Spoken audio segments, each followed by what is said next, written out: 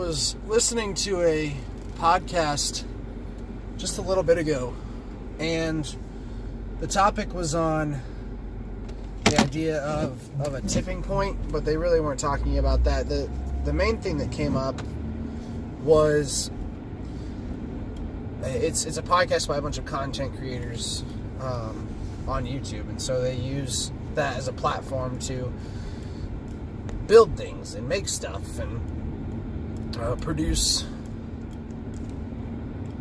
things. I mean, some of it's woodworking, some of it's metalworking, some of it's robotics, it's just a variety of things, but all of it could fall under the realm of art in a very loose way. And so the topic was, or the bit of the conversation was, that there are artists or creators who they generate ideas, and then they have a team of people that go and execute those ideas. And yet the work that comes from that is still labeled as theirs. One of the examples was one of the guys said he went to a gallery where almost every piece, if not every piece in the gallery, the artist whose name was attached to the show hadn't actually touched any of the stuff in a physical sense, like hadn't physically had a hand in making any of the pieces, but all of the ideas were his. And I take issue with that, and the people that are creating the stuff, building the things for this man should take issue with that, I think, because it's not his work. It's his idea, but they actually put it together. And so I don't know that I necessarily agree with that model, if that should be something that is allowed. And most of the guys in the podcast said that they were fine with that they actually saw how that made sense. And I just don't see that. I'm not in a position where I've had to come up with an idea to have other people see it through. As far as a physical manifestation, like, yes, there are sales teams, like there's a leader of a sales team at a business or a corporation who gives other people tasks to go and do, but that's their team. But there's no physical product being created from that, It's like if I said, oh, I have this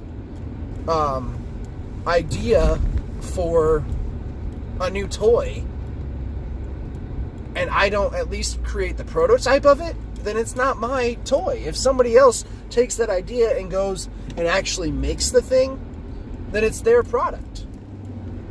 It's not mine.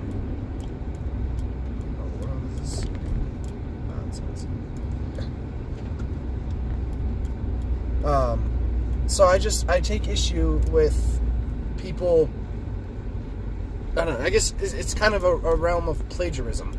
Falls under that umbrella of plagiarism, where even though they're willingly giving up the idea, it just seems odd that in this specific instance, the gallery, where one of the examples was there was this, like, the butt of a horse, like, mounted on the wall, and the butt was hanging out of the wall. And the guy didn't actually make that, and he blatantly claimed, I have no idea how to do that. I can't create that, but I have the idea. But somebody else did it. But it was his piece. And I don't understand how that's an okay thing. To me, it's the same as saying, oh, well, this person wrote this book, so I'm going to go ahead and write another book that tells basically the exact same story, and it may happen to have the same character names, and every plot device is identical to what is written, but maybe I put my name on the book and change the title. That's not how content creation works. You shouldn't be... I don't know. Maybe I'm totally off base, but I disagree with the idea that in that specific instance, in that gallery, those pieces did not belong to the artist that was claiming them if he didn't, in fact, create them. Tell me how I'm wrong.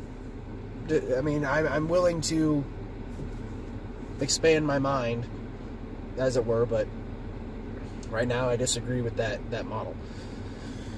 explain to me how I can better understand it. And I will talk to you tomorrow.